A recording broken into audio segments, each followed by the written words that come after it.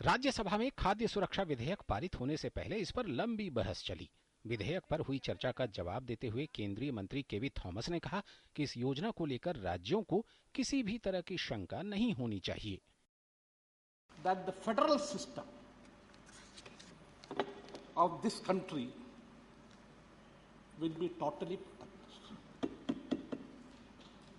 Because we know, especially in the case of the food security of the nation, both the central government and the state governments have to go hand in hand. Unless we work together.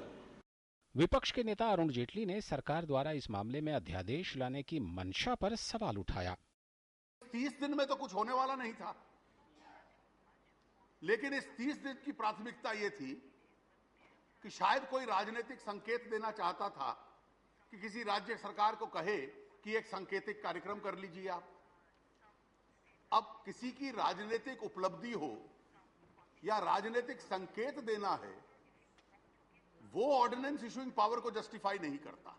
CPM नेता सीताराम येचुरी ने कहा कि विधेयक में सिर्फ 5 kilo अनाज का प्रावधान किया गया है, जो कि कम है।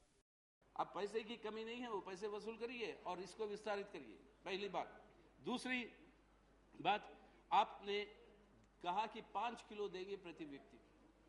अगर ये इज्जत के साथ जीना है, पेट भर के खाना है, 5 किलो प्रति व्यक्ति के लिए 1 महीने के लिए, क्या ये संभव है?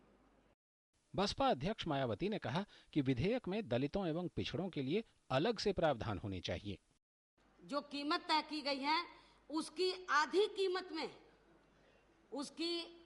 कीमत में इन एससी, एसटी व ओबीसी वर्गों के लोगों को ये खाद्य सामग्री देने की व्यवस्था इस विधेयक में जरूर होनी चाहिए।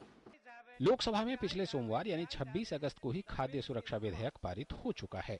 अब राज्यसभा से भी इसके पारित हो जाने के बाद राष्ट्रपति की मंजूरी से यह विधेयक कानून बन जाएगा। ऋषि कुमार, संदीप झा और राजेश राज के साथ लालचंद्र सिंह, डीडी न्यूज, दिल्ली।